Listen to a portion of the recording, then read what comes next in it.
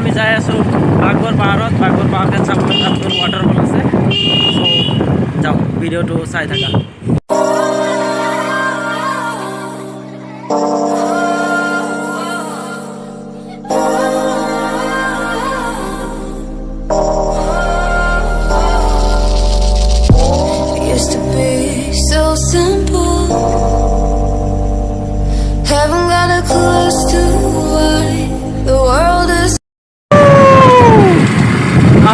যাওঁ আমি এতিয়া পাহাৰৰ মাজলৈ আহি পালোঁ প্ৰায়। গতিকে এতিয়া আমি আৰু বেছি একো নকওঁ, যাই কিনে দেখাই আছোঁ আপোনালোকক।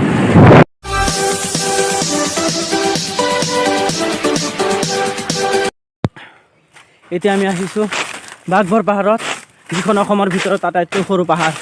চাওঁ ওপৰত উঠি আছোঁ, কিমান দূৰ যাব পাৰোঁ। এতিয়া মই তোমালোকক ইয়াৰ পৰা অলপ ভিউ দেখাবলৈ চেষ্টা কৰিম। চাওক কিমান সুন্দৰ। প্ৰকৃতি প্ৰেমীৰ কাৰণে এইখন পাহাৰেই সেইখন পাহাৰ হ'ব, য'ত প্ৰকৃতি প্ৰেমীয়ে থাকিব বিচাৰিব।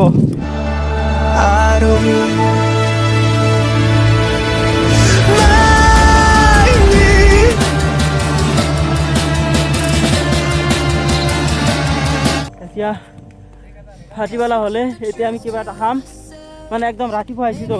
এতিয়া চাওঁ পাহাৰৰ মাজতে একো পোৱা নাযায়, কেইটামান বস্তু আনিলোঁ, খাম এতিয়া।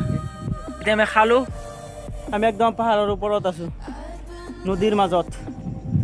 নদীৰ মাজত এখন এনেকুৱা পাহাৰ, যিখন পাহাৰ পৃথিৱীৰ ভিতৰত সৰু ক'লেও ভুল নহ'ব। এইখন আমাৰ অসমৰ ভিতৰত আটাইতকৈ সৰু পাহাৰ। যদি আপোনালোকে আহিব বিচাৰে তেনেহ'লে ইয়াত আহিব পাৰে।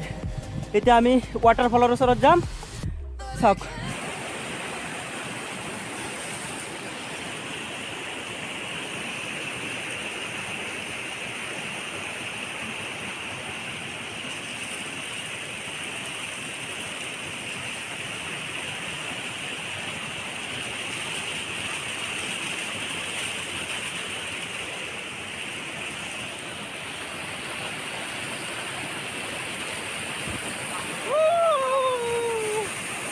আপোনালোকে আহিলে ভাল হ'ব, মানে ইয়াৰ পাৰ্ক চাৰ্কো বনাই আছে সিফালে, পিছত দেখাম কেতিয়াবা বাৰু।